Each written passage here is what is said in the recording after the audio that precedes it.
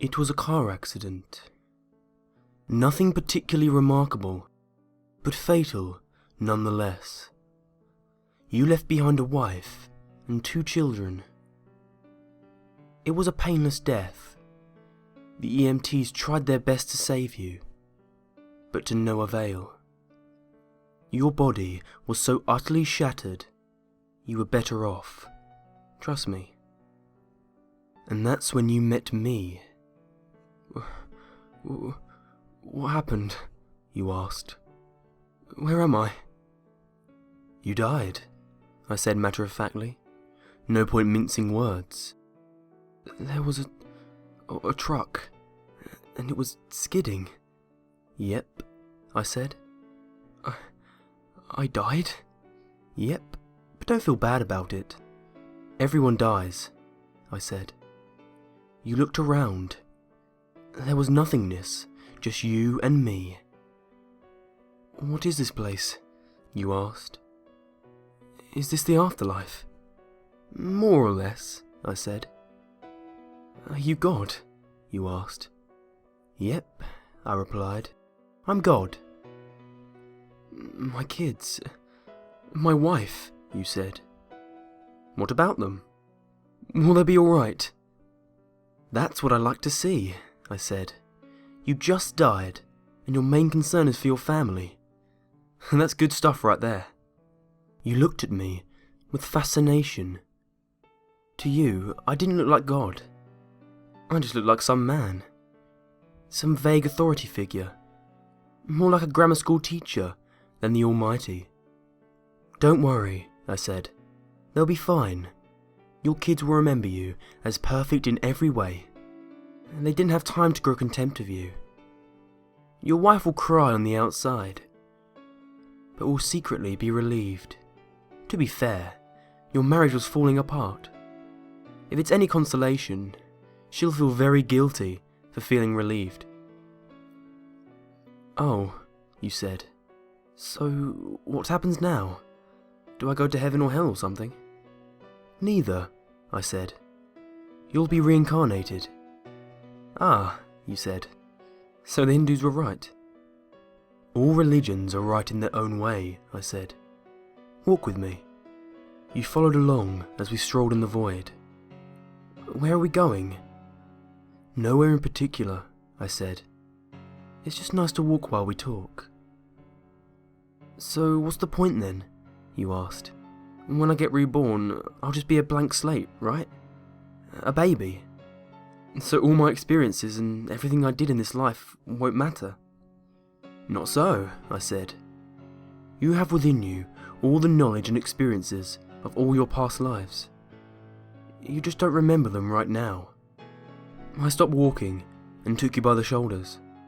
Your soul is more magnificent, beautiful, and gigantic than you could possibly imagine. A human mind can only contain a tiny fraction of what you are. It's like sticking your finger in a glass of water to see if it's hot or cold. You put a tiny part of yourself into the vessel, and when you bring it back out, you've gained all the experiences it had.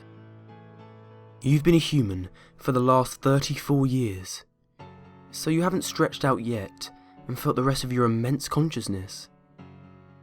If we hung out here for longer, you'd start remembering everything. But there's no point doing that between each life. How many times have I been reincarnated then? Oh, lots. Lots and lots. And into lots of different lives, I said. And this time around, you'll be a Chinese peasant girl in 540 AD. Wait, what? You stammered. You're sending me back in time? Well, I guess technically, time as you know it only exists in your universe. Things are different where I come from. Where do you come from? You pondered. Oh sure, I explained. I come from somewhere else, and there are others like me. I know you'll want to know what it's like there, but you honestly won't understand. Oh, you said, a little let down. But wait, if I get reincarnated to other places in time, could I have interacted with myself at some point? Sure, happens all the time, and with both lives only aware of their own time span, you don't even know it's happening. So, what's the point of it all? Seriously? I asked. Seriously? You're asking me for the meaning of life? Isn't that a little stereotypical? Well, it's a reasonable question, you persisted. I looked into your eye. The meaning of life, the reason I made this whole universe, is for you to mature. You mean mankind? You want us to mature? No, just you. I made this whole universe for you. With each new life you grow and mature, and become a larger and greater intellect. Just me, but what about everyone else? There is no one else, I said. In this universe, there's just you and me. You stared blankly at me. But all the people on Earth, all you, different incarnations of you. Wait, I'm everyone. Now you're getting it, I said, with a congratulatory slap on the back. I'm every human who ever lived. Or who will ever live, yes. I'm Abraham Lincoln.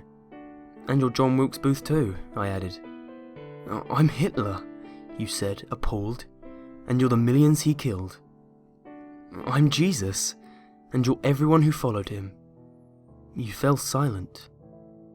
Every time you victimize someone, I said, you are victimizing yourself. Every act of kindness you've done to yourself. Every happy and sad moment ever experienced by any human was, or will be, experienced by you. Why, you asked me, why do all this? Because someday, you will become like me. Because that's what you are. You're one of my kind. You're my child. Whoa, you said, incredulous. You mean I'm a god? No, not yet. You're a fetus. You're still growing. Once you have lived every human life throughout all time, you will have grown enough to be born. So, the whole universe, you said. It's just an egg of sorts, I answered. Now it's time for you to move on to your next life. And with that, I sent you on your way.